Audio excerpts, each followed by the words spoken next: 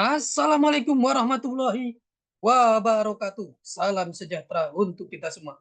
Apa kabarnya rekan-rekan mahasiswa, mahasiswi Universitas Dian Nusantara? Kita berjumpa kembali di mata kuliah Manajemen Strategik di pertemuan yang ke-14. Tidak terasa kita sudah memasuki pertemuan yang ke-14. Mudah-mudahan Allah Subhanahu wa taala Tuhan yang Maha Esa memberikan kita keberkahan kesehatan sehingga kita bisa menyelesaikan mata kuliah ini dengan sukses dan lancar. Rekan-rekan semuanya, sebelum kita memulai proses belajar mengajar ini, alangkah baiknya sama-sama kita berdoa agar proses belajar mengajar ini berjalan dengan sukses dan lancar.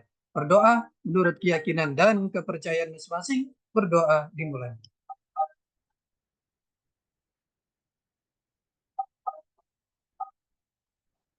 Selesai. Rekan-rekan semuanya, di pertemuan yang ke-14 ini kita akan membahas materi mengenai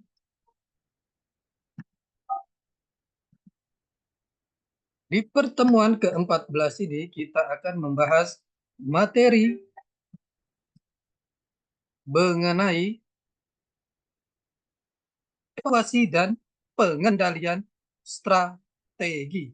Ini adalah materi yang sangat menarik sekali.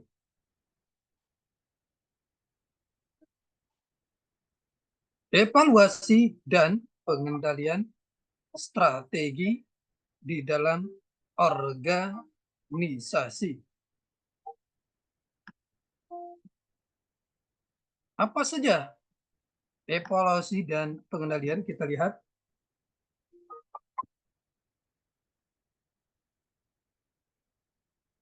Pengendalian strategi, pedoman, dan evaluasi strategi. Pengendalian strategik, pengendalian yang mengikuti implementasi strategi, mendeteksi masalah atau perubahan yang terjadi pada landasan pemikiran dan melakukan penyesuaian yang diperlukan. Pengendalian strategik, pengendalian pasca tindakan, pengendalian operasional. Pengendalian operasional merupakan pengendalian terhadap tindakan atau action kurun waktu 1 bulan, 1 tahun. Pengendalian strategik dirancang untuk secara berkesinambungan dan proaktif memeriksa arah dasar dan kelayakan suatu strategi suatu strategi kurun waktu panjang 5 tahun atau lebih. Pernyataan strategik. Apakah perusahaan bergerak ke arah yang benar? Apakah ada hal yang meleset? Apakah asumsi penting benar? Apakah hal penting telah dikerjakan? Perlu penyesuaian atau perubahan strategi? Bagaimana kinerja? Apakah sasaran dan jadwal terpenuhi? Apakah realisasi sesuai dengan proyeksi atau anggaran? Perlu perubahan operasional. 4 dasar pengendalian strategik. 1. Pengendalian asumsi, premise control. 2. Pengendalian implementasi, implementation control. 3. Pengawasan strategik, strategic surveillance. 4. Pengendalian peringatan khusus, special alert control. 1. Pengendalian asumsi.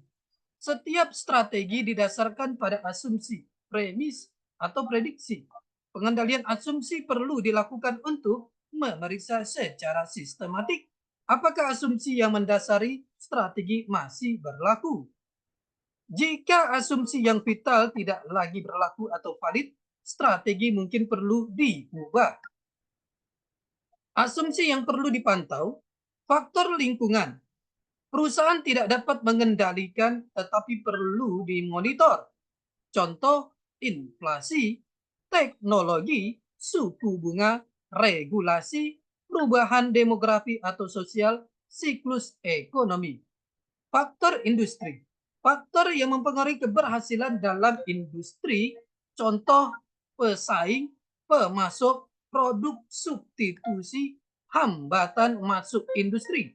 Asumsi yang perlu dipantau mungkin terjadi akan sangat mempengaruhi perusahaan dan strategi.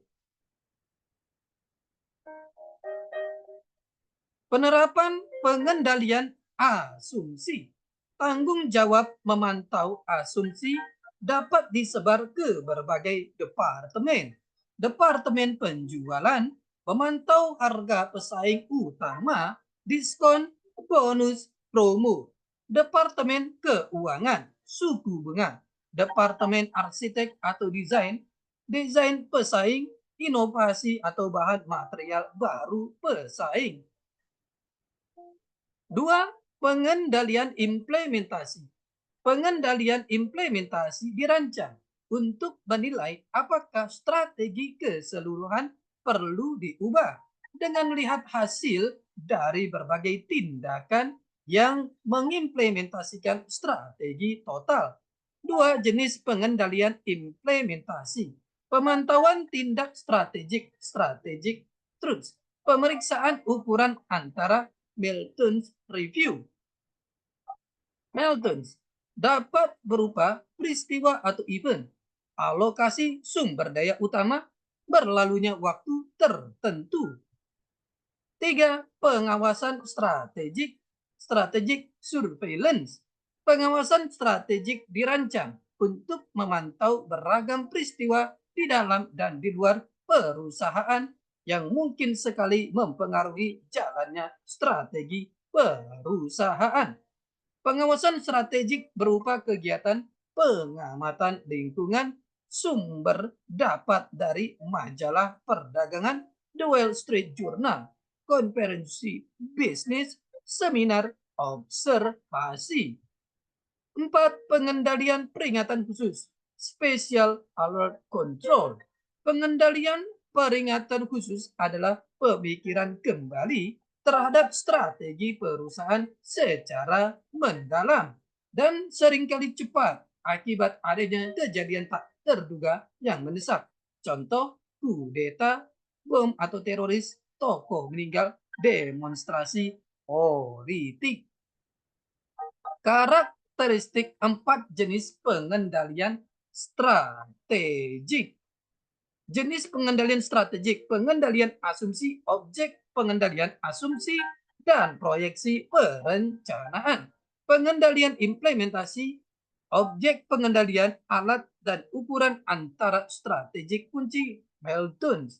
Jenis pengendalian strategik, objek pengendalian, peluang dan ancaman potensial yang berkaitan dengan strategi. Jenis pengendalian strategik, pengendalian peringatan khusus, objek pengendalian, terjadinya peristiwa yang dapat diketahui tetapi kemungkinan terjadinya kecil. Sistem pengendalian operasional. Sistem pengendalian operasional meminimasi, memantau, dan mengevaluasi program dan mencapai sasaran tahunan. 4 langkah pengendalian operasional. 1. Menetapkan standar kinerja. 2. Mengukur kinerja aktual. 3. Mengidentifikasi penyimpangan, deviasi dari standar. 4. Melakukan tindakan koreksi perbaikan.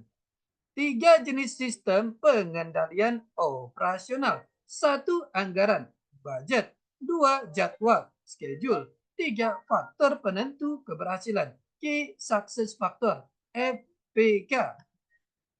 1. Anggaran. Anggaran, rencana alokasi sumber daya yang membantu para manajer mengkoordinasikan operasi dan memudahkan pengendalian manajerial atas kinerjanya. Anggaran perusahaan, anggaran laba rugi P dan L, anggaran modal capital budget, anggaran arus kas, anggaran neraca. 2. Penjadwalan. Contoh, sistem pembelian, jadwal produksi, jadwal pengiriman, jadwal keberangkatan, jadwal maintenance, jadwal produksi, target penjualan bulanan. 3. Faktor penentu keberhasilan. FPK mengidentifikasi bidang kinerja yang paling penting dalam implementasi strategi perusahaan. FPK fokus pada kinerja internal meliputi peningkatan produktivitas, moral kerja karyawan yang tinggi, peningkatan mutu produk atau jasa, peningkatan laba per saham, pertumbuhan market share, penyelesaian fasilitas baru. Contoh faktor penentu keberhasilan. Faktor penentu satu, kualitas produk. Indikator kinerja yang dapat diukur, data kinerja terhadap spesifikasi, presentasi retur produk, jumlah keluhan pelanggan. Dua, layanan pelanggan. Siklus pengiriman dalam hari, persentase pengiriman pesanan yang diselesaikan, keterlambatan layanan lapangan. Tiga, moral kerja karyawan. Kecenderungan dalam survei sikap karyawan. Tingkat kemangkiran dibandingkan rencana. Kecenderungan tingkat keluar masuk karyawan. Empat, persaingan. Jumlah perusahaan yang bersaing secara langsung. Jumlah produk yang diluncurkan. Presentasi tender yang diperoleh dibandingkan dengan standar. Identifikasi dan evaluasi penyimpangan kinerja. Penentuan penyebab dan implikasi atau penyimpangan yang akan terjadi, titik pemicu dan rencana darurat.